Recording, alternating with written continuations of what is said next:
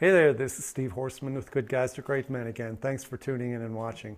If you were here last week with me, I talked about one of the four horsemen of the apocalypse by John Gottman. Again, I'm translating these four things that can poison a relationship. I'm translating them for men watching these videos. Last week I talked about criticism. You can go back and look at that video if you want to catch up. This is video number 2 in the 4-part series. The second horseman of the apocalypse is defensiveness. Defensiveness is a reaction. It's a reaction to an emotion. It's a reaction to a feeling that you have that you've been unjustly accused, or that you need to somehow justify your behavior or defend yourself. Hence defensiveness. Justify your behavior or justify yourself. It comes from this feeling of insecurity and feeling like you're being attacked. Now, I told you I'll talk about what things are and what they're not. Defensiveness is not communicating calmly what you believe. It's not explaining your intention. That's not defensive. But when you go into hyper-explaining defensive mode where you keep trying to justify over and over again why you shouldn't have been criticized or why you shouldn't have been attacked, then it comes across as being very childish.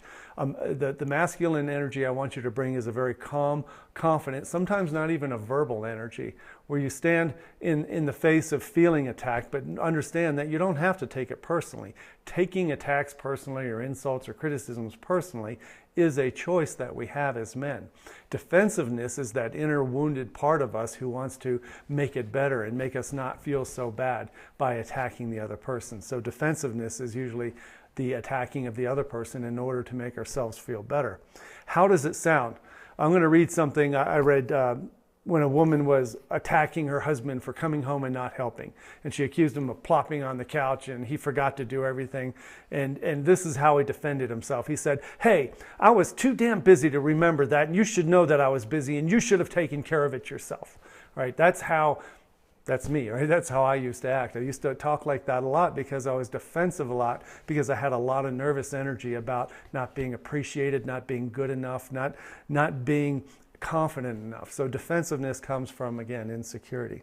Now, how does defensiveness poison a relationship? Again, like I said last week, defensiveness can erode that trust that you can react without anger. And if it continues this negative energy, this downward spiral, if you've been in an ongoing downward spiral of negativity in your relationship, defensiveness only increases the downward spiral. So again, it erodes trust that you are a man who can be consistent in your energy without reacting to everything negative that happens. If another person, especially your romantic partner, believes that you will react negatively and aggressively and assertively or even violently to that kind of pressure when you're being defensive, it erodes trust, and what it does is stop communication. It stops attraction. It stops everything good.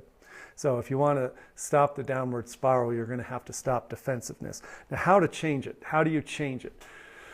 This is the dumbest advice you'll ever hear, right? Don't take it personally, man. Don't take it personally. It's not all about you. And your answer is, how can I not take it personally when it was directed right at me? That's what you're thinking. That's what I used to think. The reason we shouldn't take it personally is because almost all the time when somebody is attacking us, criticizing us, coming after us emotionally, it's for something that they're feeling inside. Some kind of shame or hurt or pain or fear that they've got inside them.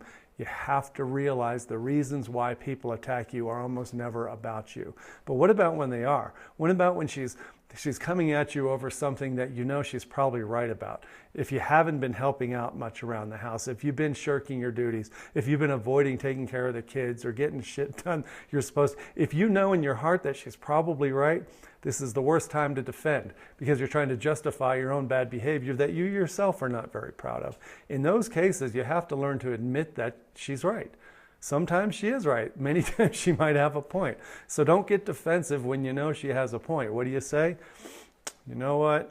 I think you're right. I'm not proud of it, but I think you're probably right. I need to fix that. Thank you, baby. Give her a big old hug and a kiss. But admit you're right. There is nothing wrong with admitting that she's right sometimes and that you have some work to do.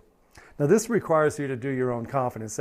This is very, very difficult to be the guy I was just describing. If you're not feeling a sense of inner peace, inner calm, that you're really self-reliant, that you don't have to look outside yourself for feeling like you're a good man, a powerful man of value that the world appreciates and needs. If you are feeling low, if you're feeling inadequate or insufficient, been rejected a lot lately, you're going to have that insecure inner boy that we call it come out and defend. So the work you're going to have to do is either through videos, coaching with me, men's groups, you're going to have to make sure you get with strong, powerful, confident men who understand the path to getting clear about why you don't need to defend yourself.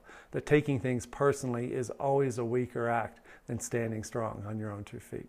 So that's defensiveness, week number 2. Next week, we're going to talk about stonewalling. Thanks again for watching today. We'll talk to you later. Bye-bye.